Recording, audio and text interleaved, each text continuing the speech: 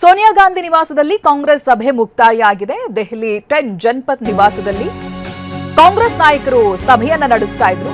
ಲೋಕಸಭೆ ವಿರೋಧ ಪಕ್ಷದ ನಾಯಕ ರಾಹುಲ್ ಗಾಂಧಿ ಇದ್ರು. ಜೊತೆಗೆ ಎಐಸಿಸಿ ಪ್ರಧಾನ ಕಾರ್ಯದರ್ಶಿಗಳಾದ Surjewala, KC Venugopal, CM DK Shivakumar, ಹಾಗೆ ಮಾಜಿ ಸಿಎಂ ಸಿದ್ದರಾಮಯ್ಯ, ಸಚಿವ ಕೆಜೆ ಜಾರ್ಜ್ ಸೇರಿ ಹಲವರು ಸಭೆಯಲ್ಲಿ ಭಾಗಿಯಾಗಿದ್ರು.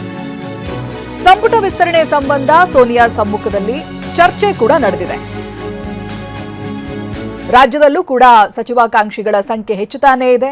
ಇದೀಗ ಸೋನಿಯಾ ಗಾಂಧಿ ನಿವಾಸದಲ್ಲಿ ಕಾಂಗ್ರೆಸ್ ಸಭೆಯನ್ನ ನಡೆಸಿತ್ತು. ಇದೀಗ ಆ ಸಭೆ ಮುಕ್ತಾಯ ಆಗಿದೆ ಅನ್ನೋದು ಗೊತ್ತಾಗ್ತಾ ಇದೆ.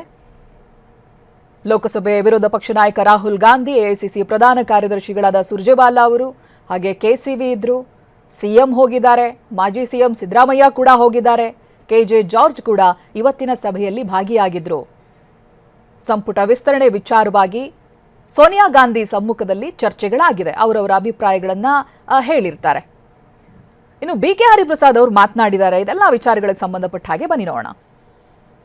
ಕಾಂಕ್ರೀಟೋ ಅಥವಾ ಮಾರ್ಷಿನೋ ಏನು ಹೇಳೋಕ್ಕಾಗೋದಿಲ್ಲ. ಚರ್ಚೆ ಆಗಿದೆ. ಎಲ್ಲರದ್ದು ಅನಿಸಿಕೆಗಳನ್ನ ಅವರು ಆಲಿಸಿದ್ದಾರೆ.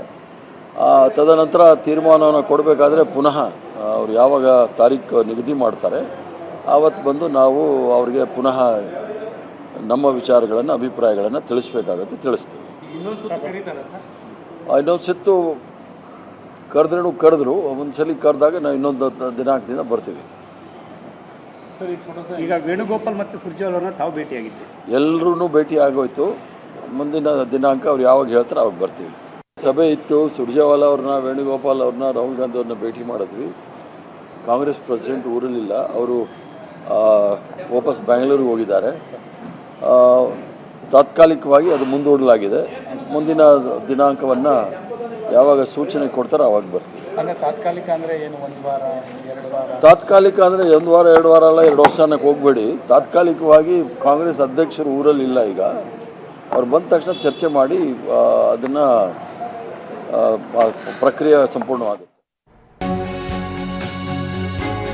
ಸಂಪುಟ ವಿಸ್ತರಣೆಗೆ ಕಾಂಗ್ರೆಸ್ ನಾಯಕರ ಕಸರತ್ತು ಮುಂದುವರೆದಿದೆ. ದೆಹಲಿಯಿಂದ ಬೆಂಗಳೂರಿನತ್ತ ಮಲ್ಲಿಕಾರ್ಜುನ್ ಖರ್ಗೆ ಬರ್ತಾ ಇದ್ದಾರೆ. ಮಲ್ಲಿಕಾರ್ಜುನ್ ಖರ್ಗೆ ಜೊತೆಗೆ ಇನ್ನೂ ಕೂಡ ಸಭೆ ನಡೆದಿಲ್ಲ. ಮೀಟಿಂಗು ಮೊದಲೇ ಬೆಂಗಳೂರಿಗೆ ಖರ್ಗೆ ಪ್ರಯಾಣವನ್ನ ಮಾಡಿದ್ದಾರೆ. ಇದೇ ವಿಚಾರವನ್ನು ಬಿಕೆ ಹರಿಪ್ರಸಾದ್ ಕೂಡ ಪ್ರಸ್ತಾಪ ಮಾಡಿದರು. ಸಂಜೆ 6:30ಕ್ಕೆ ಬೆಂಗಳೂರನ್ನ ತಲುಪ್ತಾರೆ ಖರ್ಗೆ. ದೆಹಲಿಯಿಂದ ಇದೀಗ ಬೆಂಗಳೂರಿನತ್ತ ಹೊರಟಿದ್ದಾರೆ ಅನ್ನೋದು ಗೊತ್ತಾಗ್ತಾ ಇದೆ. ವಿಚಾರ ಅಂತ ಹೇಳಿದ್ರೆ ಮಲ್ಲಿಕಾರ್ಜುನ್ ಖರ್ಗೆ ಅವರು ಸಭೆಯಲ್ಲಿ ಭಾಗಿ ಆಗಿಲ್ಲ. ಅವ್ರ ಜೊತೆಗೆ ಇನ್ನೂ ಕೂಡ ಚರ್ಚೆ ಆಗಿಲ್ಲ, ಸಭೆ ನಡೆದಿಲ್ಲ. ಮೀಟಿಂಗು ಮುಂಚಿತವಾಗಿಯೇ ಖರ್ಗೆ ಅವರು ಬೆಂಗಳೂರಿನತ್ತ ಹೊರಟಿದ್ದಾರೆ. ಹಾಗೆ ಸಂಜೆ 6:30ಕ್ಕೆ ಬೆಂಗಳೂರನ್ನ ಖರ್ಗೆ ತಲುಪ್ತಾರೆ. ಬಹುಶಃ ಅವರು ಬೆಂಗಳೂರಿಗೆ ಬರ್ತಾ ಇದ್ದ ಹಾಗೆ ಇಲ್ಲಿ ಕೆಲವರು ಅವ್ರನ್ನ ಭೇಟಿ ಆಗೋದಕ್ಕೆ ಕಾಯ್ತಾ ಇರ್ತಾರೆ. ಯಾಕೆಂತ ಹೇಳಿದ್ರೆ ಬೆಳಗ್ಗೆನೆ ಕೆಲ ಸಚಿವಾಕಾಂಕ್ಷಿಗಳು, ಕೆಲ ಶಾಸಕರು ಮಾತನಾಡಿರೋ ರೀತಿಯಾಗಿ ಸಂಪೂರ್ಣವಾಗಿ ಸಚಿವ ಸ್ಥಾನವನ್ನ ಹಂಚಿಕೆ ಮಾಡಿದ್ರೆ ಪ್ರತಿ ಇಲಾಖೆಯಲ್ಲೂ ಕೂಡ ಕೆಲಸ ಸುಗಮವಾಗಿ ಹೋಗುತ್ತೆ, ಯಾವುದೇ ಗೊಂದಲಗಳು ಇರೋದಿಲ್ಲ. ಇದನ್ನ ಬಾಕಿ ಇಟ್ಕೊಂಡಷ್ಟು ಗೊಂದಲ ಹೆಚ್ಚು, ಸಮಸ್ಯೆಗಳು ಹೆಚ್ಚು ಅಂತ ಮಲ್ಲಿಕಾರ್ಜುನ್ ಖರ್ಗೆ ಬೆಂಗಳೂರಿಗೆ ಬರ್ತಾ ಇರುವಂತಹ ಹಿನ್ನೆಲೆ ಸಂಪುಟ ವಿಸ್ತರಣೆಯ ಮೀಟಿಂಗ್ ಮತ್ತೆ ವಿಳಂಬ ಆಗುತ್ತೆ. ಸಂಪುಟ ವಿಸ್ತರಣೆಯ ಮೀಟಿಂಗ್ ಅನ್ನ ಮತ್ತೆ 2-3 ದಿನ ಮುಂದೂಡಿಕೆ ಮಾಡ್ತಾರೆ. ಬಿಕೆ ಹರಿಪ್ರಸಾದ್ ಕೂಡ ಹೇಳ್ತಾ ಇರೋ ಹಾಗೆ ಮತ್ತೊಮ್ಮೆ ಮೀಟಿಂಗ್ ಅನ್ನ ಕರೆದ್ರು ಅನ್ನೋದಾಗಿ, ಅದೆಷ್ಟು ದಿನಗಳು ಅನ್ನೋದಾಗಿ ಗೊತ್ತಿಲ್ಲ, ಮತ್ತೊಮ್ಮೆ ಕರೀಬಹುದು ಮೀಟಿಂಗ್ಗೆ ಅಂತ ಹೇಳ್ತಾ ಇದ್ದಾರೆ. ಇವತ್ತು ಹೈಕಮಾಂಡ್ ಮಟ್ಟದಲ್ಲಿ ಬಹಳ ದೊಡ್ಡ ಚರ್ಚೆ ಆಗಿದೆ.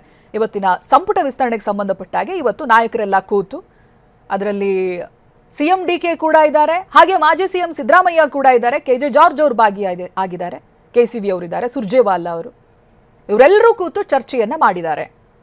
ಯಾರ್ಯಾರಿಗೆ ಕೊಡಬಹುದು ಅಥವಾ ಹೆಸರುಗಳನ್ನ ಪ್ರಸ್ತಾಪ ಮಾಡಿರ್ಬೋದು, ಅದಕ್ಕೆ ಸಂಬಂಧಪಟ್ಟ ಹಾಗೆ ಹೈಕಮಾಂಡ್ ಅವರ ಅಭಿಪ್ರಾಯ ಏನು ಅನ್ನೋದನ್ನ ಹೇಳಿರ್ಬೋದು, ಅಥವಾ ಹೈಕಮಾಂಡ್ನಿಂದ ನೇರವಾಗಿ ಕೆಲ ಹೆಸರುಗಳು ಪ್ರಸ್ತಾಪ ಆಗಿರುವಂತ ಸಾಧ್ಯತೆಗಳು ಇರುತ್ತೆ. ಪ್ರಸನ್ನ ಇದಕ್ಕೆ ಸಂಬಂಧಪಟ್ಟ ಹಾಗೆ ಮಾಹಿತಿಯನ್ನ ಕೊಡ್ತಾರೆ. ಪ್ರಸನ್ನ, ದೆಹಲಿಯಲ್ಲಿ ಮೀಟಿಂಗ್ ಆಗ್ತಾ ಇದೆ ಅಂತ ಹೇಳಿದ್ರೆ ಕರ್ನಾಟಕದಲ್ಲೂ ಕೂಡ ಆಕ್ಟಿವಿಟೀಸ್ ಹೆಚ್ಚಾಗ್ತಾ ಇರುತ್ತೆ, ಹೇಳಿಕೆಗಳು ಬರ್ತಾ ಇರುತ್ತೆ. ನಾವು ಗಮನಿಸ್ತಾ ಇದ್ವಿ, ಸಂಪೂರ್ಣವಾಗಿ ಸಚಿವ ಸಂಪುಟ ಫಾರ್ಮ್ ಆದ್ರೆ ಇಲಾಖೆಗಳು ಕೂಡ ಸುಗಮವಾಗಿ ಕೆಲಸ ಮಾಡೋದಕ್ಕೆ ಸಾಧ್ಯ ಆಗುತ್ತೆ ಅಂತ ಕೆಲ ಶಾಸಕರು ಮಾತನಾಡ್ತಾ ಇದ್ರು. ಇವತ್ತಿನ ಸಭೆ ನಂತರ ಏನಾದರೂ ಬದಲಾವಣೆಗಳು ಆಗಬಹುದಾ? ಜೊತೆಗೆ ಇನ್ಸೈಡ್ ಮಾಹಿತಿ ಏನು ಲಭ್ಯ ಆಗ್ತಾ ಇದೆ ಸಭೆ ಬಗ್ಗೆ ಪ್ರಸನ್ನ? ಚೈತ್ರ, ಇವತ್ತು ರಾತ್ರಿಯ ಒಳಗಾಗಿ ಸಚಿವ ಸಂಪುಟ ವಿಸ್ತರಣೆಗೆ ಸಂಬಂಧಪಟ್ಟ ಹಾಗೆ ಒಂದು ಕ್ಲಿಯರ್ ಆದಂತಹ ಮೆಸೇಜ್ ಹೈಕಮಾಂಡ್ ಸಿಗಬಹುದು ಅನ್ನುವಂಥ ನಿರೀಕ್ಷೆಯನ್ನ ಎಲ್ಲರೂ ಕೂಡ ಇಟ್ಕೊಂಡಿದ್ರು. ಇದಕ್ಕೆ ಸಂಬಂಧಪಟ್ಟ ಹಾಗೆ D K Shivakumar, Siddaramaiah, B K Hariprasad ಹಾಗೂ ಸುರ್ಜೇವಾಲಾ ಅವರು ಪ್ರಾಥಮಿಕವಾಗಿ ಒಂದು ಸುತ್ತಿನ ಚರ್ಚೆಯನ್ನ ನಡೆಸ್ತಾರೆ.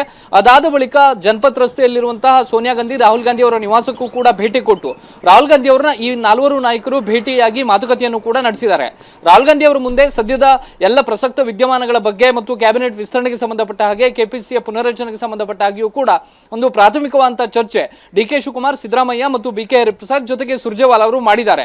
ಆದ್ರೆ ಒಂದು ಅಂತಿಮ ಸ್ವರೂಪದ ನಿರ್ಧಾರಕ್ಕೆ ಬರೋದಕ್ಕೆ ಇವತ್ತು ಸಾಧ್ಯವಾಗ್ತಾ ಇಲ್ಲ. ಅದಕ್ಕೆ ಪ್ರಮುಖವಾದಂತಹ ಕಾರಣ ಎಐಸಿಸಿ ಅಧ್ಯಕ್ಷ ಮಲ್ಲಿಕಾರ್ಜುನ್ ಖರ್ಗೆ ಅವರ ಅನುಪಸ್ಥಿತಿ. ಎಲ್ಲ ನಾಯಕರು ಕೂಡ ದೆಹಲಿಯಲ್ಲಿ ಇದ್ದಾಗ್ಯೂ ಕೂಡ ಒಂದಷ್ಟು ಅನಿವಾರ್ಯವಾದಂತಹ ಕಾರಣಕ್ಕೋಸ್ಕರ ಎಐಸಿಸಿ ಅಧ್ಯಕ್ಷ ಮಲ್ಲಿಕಾರ್ಜುನ್ ಖರ್ಗೆ ಅವರು ಇದೀಗ ದೆಹಲಿಯಿಂದ ಬೆಂಗಳೂರಿಗೆ ವಾಪಸ್ ಆಗ್ತಾ ಇದ್ದಾರೆ. ಮಧ್ಯಾಹ್ನ 3:45 ವಿಮಾನದಲ್ಲಿ ದೆಹಲಿಯಿಂದ ಹೊರಡ್ತಾ ಇರುವಂತಹ ಮಲ್ಲಿಕಾರ್ಜುನ್ ಖರ್ಗೆ ಅವರು ಸಂಜೆ 6:30ಕ್ಕೆ ಬೆಂಗಳೂರನ್ನ ತಲುಪ್ತಾರೆ. ಅವರು ಬಹುತೇಕ ನಾಳೆಯೂ ಕೂಡ ಬೆಂಗಳೂರಿನಲ್ಲಿ ಉಳ್ಕೊಳ್ಳುವಂತಹ ಸಾಧ್ಯತೆಗಳಿದ್ದಾವೆ. ಜೊತೆಗೆ ನಾಳೆ ರಾಹುಲ್ ಗಾಂಧಿ ಅವರು ಡೆಹ್ರಾಡೂನ್ನಲ್ಲಿ ಕಾರ್ಯಕ್ರಮವನ್ನು ಉದ್ದೇಶಿಸಿ ಅಲ್ಲಿ ಭಾಗಿಯಾಗ್ತಾ ಇರೋದ್ರಿಂದಾಗಿ ಇನ್ನೊಂದು ಸುತ್ತಿನ ಚರ್ಚೆಯ ಅವಶ್ಯಕತೆ ಇದೆ ಎನ್ನುವಂಥದ್ದು ಸದ್ಯಕ್ಕೆ ಹೈಕಮಾಂಡ್ ನಾಯಕರಿಗೂ ಕೂಡ ಅರಿವಿಗೆ ಬಂದಿದೆ. ಇದೇ ಕಾರಣಕ್ಕೋಸ್ಕರ 18 ಅಥವಾ 19ನೇ ತಾರೀಕು ಮತ್ತೊಂದು ಸುತ್ತಿನ ಚರ್ಚೆಯನ್ನು ಮಾಡೋದಕ್ಕೆ ಸದ್ಯದ ಮಟ್ಟಿಗೆ ತೀರ್ಮಾನವನ್ನು ತೆಗೆದುಕೊಳ್ಳಲಾಗಿದೆ. ಹೀಗಾಗಿ ಇವತ್ತೇ ಎಲ್ಲವೂ ಕೂಡ ತೀರ್ಮಾನ ಆಗುತ್ತೆ ಅನ್ನುವಂಥ ನಿರೀಕ್ಷೆಯನ್ನು ಇಟ್ಕೊಂಡಿದ್ದಂತಹ ಸಚಿವಾಕಾಂಕ್ಷಿಗಳಿಗೆ ಮತ್ತು 2-3 ದಿನಗಳ ಕಾಲ ವಿಳಂಬ ಆಗಬಹುದಾದಂತಹ ರೀತಿಯ ವಾತಾವರಣ ಕಂಡು ಬರ್ತಾ ಇದೆ. ಸದ್ಯದ ಮಟ್ಟಿಗೆ ಎಐಸಿಸಿ ಅಧ್ಯಕ್ಷ ಮಲ್ಲಿಕಾರ್ಜುನ್ ಖರ್ಗೆ ಅವರು ದೆಹಲಿಯಲ್ಲೇ ಇದ್ದಿದ್ದೇ ಆಗಿದ್ರೆ ಬಹುತೇಕ ಇವತ್ತು ರಾತ್ರಿ ಮತ್ತೊಂದು ಸುತ್ತಿನ ಚರ್ಚೆ ನಡೆಯುವಂತಹ ಸಾಧ್ಯತೆಗಳಿತ್ತು. ಯಾಕೆಂದ್ರೆ ರಾಹುಲ್ ಗಾಂಧಿ ಅವರ ಗಮನಕ್ಕೆ ಸಂಪೂರ್ಣವಾದಂತಹ ವಿಷಯಗಳನ್ನ ತರಲಾಗಿದೆ. ರಾಹುಲ್ ಗಾಂಧಿ ಅವರು ನೇಮ್ ಬೈ ನೇಮ್ ನೋಡದೇ ಇದ್ರು ಕೂಡ ಏನ್ ನಿರ್ಧಾರಗಳನ್ನ ತೆಗೆದುಕೊಳ್ಬೇಕು ಅನ್ನೋ ಬಗ್ಗೆ ಒಂದು ಸೂಕ್ಷ್ಮವಾದಂತಹ ಮೆಸೇಜ್ ಅನ್ನ ಕೊಡ್ತಾರೆ. ಹೀಗಾಗಿ ರಾಹುಲ್ ಗಾಂಧಿ ಅವರು ಒಂದು ಸಣ್ಣ ಗ್ರೀನ್ ಸಿಗ್ನಲ್ ಸಿಕ್ಕಿದೆ.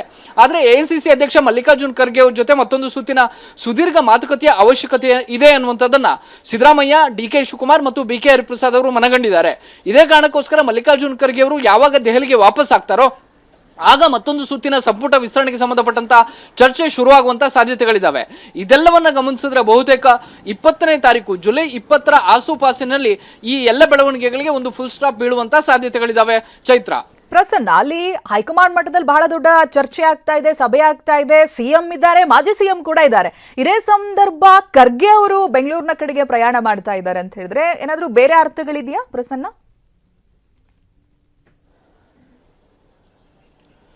ಚೈತ್ರ, ಸದ್ಯಕ್ಕೆ ಸಿಗ್ತಾ ಇರುವಂತಹ ಮಾಹಿತಿ ಎಐಸಿಸಿ ಅಧ್ಯಕ್ಷ ಮಲ್ಲಿಕಾರ್ಜುನ್ ಖರ್ಗೆ ಅವ್ರನ್ನ ಬೆಳಗ್ಗೆಯಿಂದಲೂ ಕೂಡ ಬೇರೆ ನಾಯಕರು ಭೇಟಿಯಾಗೋದಕ್ಕೆ ಸಾಧ್ಯವಾಗಿಲ್ಲ. ಡಿ ಕೆ ಶಿವಕುಮಾರ್ ಆಗಲಿ, ಸಿದ್ದರಾಮಯ್ಯ ಆಗಲಿ, ಬಿ ಕೆ ಹರಿಪ್ರಸಾದ್ ಅವರಾಗಲಿ ಈ ಮೂವರ ಜೊತೆಗೂ ಕೂಡ ಕರ್ನಾಟಕದ ಸಂಪುಟದ ವಿಸ್ತರಣೆಗೆ ಸಂಬಂಧಪಟ್ಟ ಹಾಗೆ ಒಂದು ಮಾತುಕತೆಯನ್ನ ಮಲ್ಲಿಕಾರ್ಜುನ್ ಖರ್ಗೆ ಅವರು ನಡೆಸೋದಕ್ಕೆ ಸಾಧ್ಯವಾಗಿಲ್ಲ.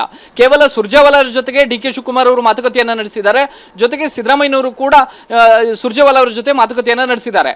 ಅದಾದ ಬಳಿಕ ನಾಲ್ವರು ನಾಯಕರು ಸುರ್ಜೇವಾಲಾ, ಡಿ ಕೆ ಶಿವಕುಮಾರ್ ಮತ್ತು ಬಿ ಕೆ ಹರಿಪ್ರಸಾದ್ ಹಾಗೂ ಸಿದ್ದರಾಮಯ್ಯ ಈ ನಾಲ್ವರು ನಾಯಕರು ನೇರವಾಗಿ ರಾಹುಲ್ ಗಾಂಧಿ ಅವರ ನಿವಾಸಕ್ಕೆ ತೆರಳುತ್ತಾರೆ. ಅಲ್ಲಿ ರಾಹುಲ್ ಗಾಂಧಿ ಅವರ ಜೊತೆ ಚರ್ಚೆಯಾಗಿದೆ. ಈ ಎಲ್ಲ ಬೆಳವಣಿಗೆಗಳ ಮಧ್ಯೆಯೂ ಕೂಡ ಮಲ್ಲಿಕಾರ್ಜುನ್ ಖರ್ಗೆ ಅವರ ಭೇಟಿ ಸಾಧ್ಯವಾಗಿಲ್ಲ. ಮಲ್ಲಿಕಾರ್ಜುನ್ ಖರ್ಗೆ ಅವರು ಕರ್ನಾಟಕದ ವಿಚಾರಕ್ಕೆ ಸಂಬಂಧಪಟ್ಟಾಗೆ ಒಂದು ಮಾತುಕತೆಯನ್ನು ನಡೆಸೋದಕ್ಕೆ ಲಭ್ಯರಾಗಿಲ್ಲ. ಈಗ ಈ ರಾಹುಲ್ ಗಾಂಧಿ ಅವರ ಭೇಟಿಯ ಬಳಿಕ ಮಲ್ಲಿಕಾರ್ಜುನ್ ಖರ್ಗೆ ಅವರ ಜೊತೆ ಒಂದು ಸಭೆ ನಿಗದಿಯಾಗಬೇಕಾಗಿತ್ತು. ಆದ್ರೆ ಅದಕ್ಕಿಂತ ಮುಂಚಿತವಾಗಿ ಮಲ್ಲಿಕಾರ್ಜುನ್ ಖರ್ಗೆ ಅವರು ಒಂದು ತುರ್ತಾದ ಕಾರಣವನ್ನ ಕೊಟ್ಟು ಬೆಂಗಳೂರಿಗೆ ವಾಪಸ್ ಆಗ್ತಾ ಇದ್ದಾರೆ.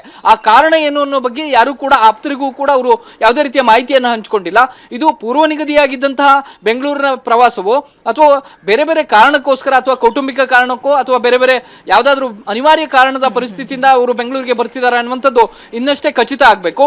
ಆದ್ರೆ ಅವರು ಈ ಎಲ್ಲ ನಾಯಕರು ದೆಹಲಿಯಲ್ಲಿ ಇದ್ದಾಗ್ಲೇನೆ ಬೆಂಗಳೂರಿಗೆ ಮಲ್ಲಿಕಾರ್ಜುನ್ ಖರ್ಗೆ ಅವರು ಹೊರಡ್ತಾ ಇದ್ದಾರೆ. ಈ ಕಾರಣಕ್ಕೋಸ್ಕರ ಸ್ವಲ್ಪ ಮಟ್ಟಿಗೆ ಯಾರೆಲ್ಲ ಸಚಿವ ಸ್ಥಾನದ ಆಕಾಂಕ್ಷಿಗಳು ಇವತ್ತು ರಾತ್ರಿಯ ಒಳಗಾಗಿ ಒಂದು ಕ್ಲಿಯರ್ ಮೆಸೇಜ್ ಸಿಗುತ್ತೆ ಅಂತ ನಿರೀಕ್ಷೆ ಇಟ್ಕೊಂಡಿದ್ರು ಅವರಿಗೆ ಸ್ವಲ್ಪ ಮಟ್ಟಿಗೆ ನಿರಾಸೆ ಆದಂತೆ ಕಾಣಿಸ್ತಾ ಇದೆ.